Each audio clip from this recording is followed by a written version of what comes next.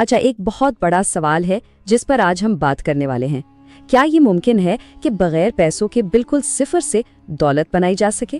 چلیں ایک ایسے آزمودہ فارمولے کو سمجھتے ہیں جو بتاتا ہے کہ یہ کیسے ہوتا ہے۔ ذرا ایک لمحے کے لیے سوال پر غور کریں۔ سوچیں کہ کسی کے پاس کچھ بھی نہیں ہے، نہ بینک بیلنس، نہ کوئی جان پہچان۔ تو ایسی صورتحال سے کروڑ پتی بننے کا سفر کتنا لمبا ہوگا؟ یہی وہ چیلنج ہے جہاں سے ہماری آج کی بات شروع ہو رہی ہے۔ دیکھیں، زیادہ تر لوگوں کے ذہن میں اس کا جواب فوراً آئے گا کہ بھئی قرض لے لو یا کہیں سے سرمایہ کاری مل جائے، لیکن اصل راز وہ کچھ اور ہی ہے۔ یہ کوئی بینک کا لون نہیں، بلکہ ایک ایسی طاقتور چیز ہے جسے کہتے ہیں اسپیڈ آف ٹرسٹ، یعنی اعتماد کی رفتار۔ یہ وہ چیز ہے جو کامیابی کو کئی گنا تیز کر دیتی ہے۔ تو پھر اس فارمولے کا پہلا قدم کیا ہے؟ یہ وہ چیز ہے جو ہم سب کے پاس ہوتی ہے، چاہے جیب خالی ہی کیوں نہ ہو۔ یہ ہے ہماری شہرت، ہمارا کردار، جسے ہم اپنے سب سے قیمتی اثاثے میں بدل سکتے ہیں۔ اس سوچ کی بہترین مثال ہمیں تاریخ سے ملتی ہے۔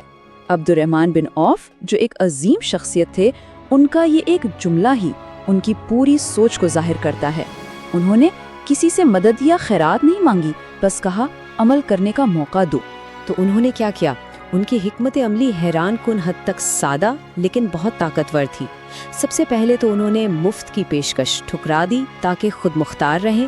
پھر بالکل چھوٹی چیزوں جیسے مکھن اور پنیر سے تجارت شروع کی، اور ان کا فوکس بڑے منافع پر نہیں بلکہ تیز فروخت پر تھا تاکہ پیسہ گردش میں رہے۔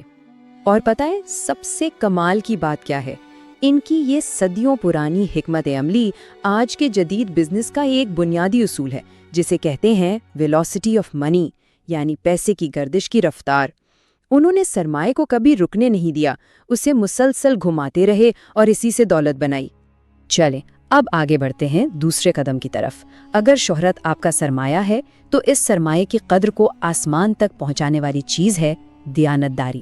آئیے دیکھتے ہیں کہ مکمل شفافیت کے ذریعے اعتماد کو کیسے ایک مضبوط برانڈ بنایا جا سکتا ہے۔ اس کے لیے ایک اور زبردست مثال دیکھتے ہیں۔ امام ابو حنیفہ جو ریشم کے ایک بڑے تاجر بھی تھے، ان کے ساتھ ایک ایسا واقعہ پیش آیا جو کسی بھی کاروباری شخص کو پیش آ سکتا ہے، یعنی ایک تجارتی غلطی۔ لیکن انہوں نے اس پر جو رد عمل دیا وہ بالکل بھی عام نہیں تھا۔ عام طور پر کیا ہوتا ہے؟ یہی نا کہ غلطی کو چھپاؤ اور امید کرو کسی کو پتہ نہ چلے۔ لیکن انہوں نے کیا کیا؟ انہوں نے نہ صرف اس عیب کا اعلان کیا بلکہ اس دن کی پوری کمائی خیرات کر دی۔ یہ ایک غیر معمولی فیصلہ تھا۔ اب کوئی سوچے گا کہ یہ تو نقصان ہوا، لیکن اصل میں یہ ایک بہت ہی طاقتور سرمایہ کاری تھی۔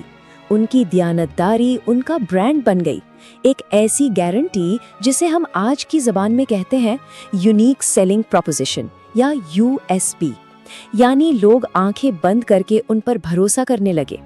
ٹھیک ہے، تو اب شہرت بھی ہے اور دیانتداری کا برانڈ بھی۔ اس سے ہوتا کیا ہے؟ اس سے آپ کو وہ مواقع نظر آنا شروع ہو جاتے ہیں جو دوسروں کو نہیں دکھتے۔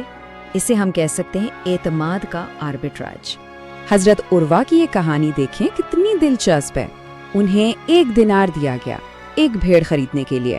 انہوں نے اس 1 دینار سے 2 بھیڑ خرید لی، پھر ان میں سے ایک بھیڑ کو اسی بازار میں واپس 1 دینار کا بیچ دیا۔ نتیجہ کیا نکلا؟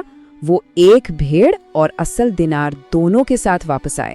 تو اس کا مطلب کیا ہوا؟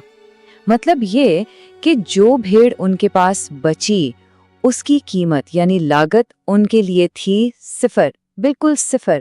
یہ منافع خالصتاً ان کی سمجھداری اور لوگوں کے ان پر اعتماد کا نتیجہ تھا۔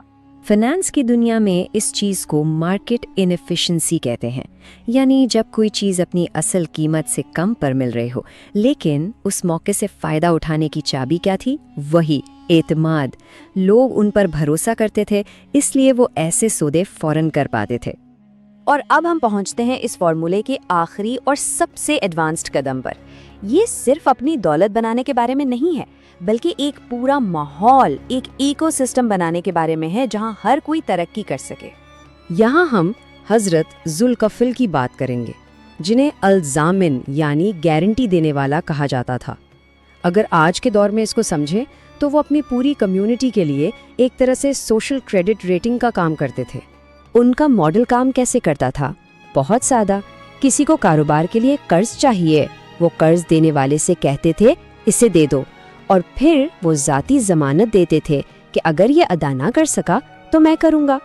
इससे क्या हुआ, लोगों के दिल से कारोबार शुरू करने का डर निकल गया और पूरी मईशत की रफ्तार बढ़ गई। और इस सब का नतीजा क्या निकला? एक हाई ट्रस्ट इकोसिस्टम, यानी एक ऐसा माहौल जहां लेन देन इतनी तेजी से होता है क्योंकि किसी को नुकसान का डर ही नहीं है। ये दिखाता है कि कैसे एक शख्स का किरदार पूरी कम्युनिटी की मईशत को ऊपर उठा सकता है। तो इन तमाम कहानियों और उसूलों को मिलाकर हमारे पास एक मुकम्मल फॉर्मूला आ जाता है। चलिए इसका खुलासा करते हैं। तो ये है वो 4 कदमी फॉर्मूला।